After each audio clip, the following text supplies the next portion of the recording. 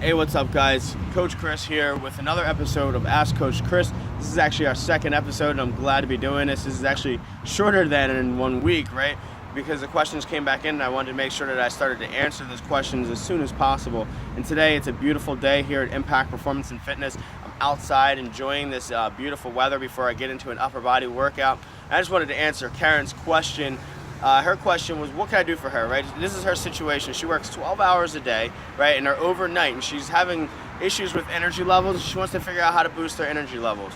All right, so here's the key thing, guys. Number one, energy is going to be depending on what you're eating, right? So the first thing is you got to make sure that you're putting the right fuel in the body, and working a 12-hour shift like that, you want to be making sure that you're eating on a consistent basis. Now, it's difficult, I understand. If you're working in the hospital, you might not have a lot of opportunities to get away and get some food in you, but you should just try to, number one, figure out a way, right? Plan it into your day where you can get food in on a consistent basis, like every 3 to 4 hours, eating some protein, vegetables of some sort. You can have a snack, have some fruit, but doing something to sustain your energy levels throughout the work shift, because you're putting out a lot of calories moving around, throughout the day, throughout the work shift, right? But you got to get those calories back in, and you got to make sure you're putting good calories in so that your body is responding to them well, right? Because that, when you're tired, stressed out, we tend to go towards the foods that are like, they're called comfort foods, right? So that's the carbohydrates, that's things so high in sugar. Your body is feeling sluggish, so it craves things with sugar, but you got to make sure that you don't give into those cravings and put something in your body that's actually going to help it, rather than just create an insulin spike and then drop down your energy levels or back down. So stay away from the sandwiches, right? The breads, the pastas, things like that, and stick to more whole foods, minimally processed, right? Nutrient-dense foods. That's going to help sustain your energy levels and sustain that insulin so you don't get a huge insulin spike, right?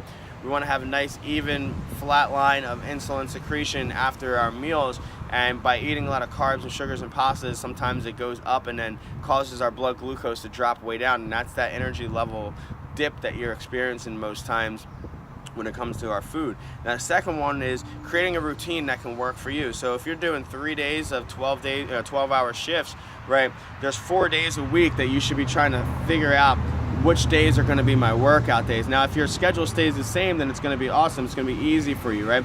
But sometimes our schedule changes, so we got to be able to be flexible, and that's when it happens. That's when I use rules, right? So each week, my personal rule is 4 workouts in a week.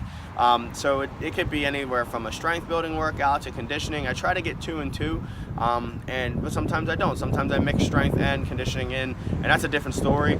I don't, beginners, it's a little bit different for some beginners, but for me, that's kind of how I am able to handle that with my schedule, because my schedule changes often, right? But you should be focusing on getting 15 to 45 minutes, right? And why I say 15 to 45 minutes, because if you're feeling good one day, take it to 45 minutes, right? You don't necessarily need an hour of training in order to get results. You can get plenty of results in 15 to 30 minutes depending on what kind of workouts you're doing. So what do I recommend? Higher intensity type circuits where you're doing an exercise followed by a rest period, then another exercise followed by a rest period. You could throw about 5 exercises into a circuit, or you can just do something as simple as 2 exercises. Maybe you're doing jumping jacks and then some push-ups, or maybe some squats. It doesn't have to be with a bunch of resistance. You don't need a gym. You could do a lot of body weight. In fact, I just recorded a body weight exercise routine that I did last week. I had used the treadmill I did sprints, and then I did 10 different body weight exercises in between my sprints, and then I wrote that down, recorded that, and shared that with some of our students, and I'll have that available soon for more people.